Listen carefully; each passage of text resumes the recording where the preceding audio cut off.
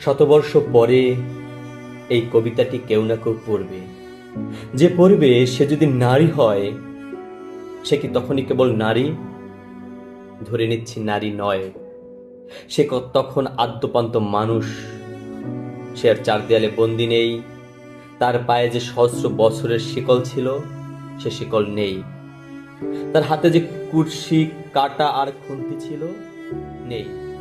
হাতে উঠেছে কলম, কাস্তে, কোদাল আর কলকাবজা।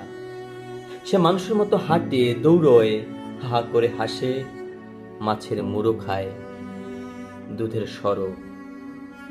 তাকে আর ভুগতে হয় না পুষ্টিহীনতায়।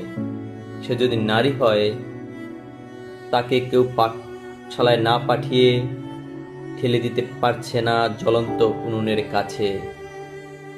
তাকে আর পড়াতে পারছে না বাল্যবিবাহের ফাঁস। তাকে আর আবৃত করতে পারছে না। সে নিশ্চয়ই তখন দাবি করতে পারে সমান অধিকার।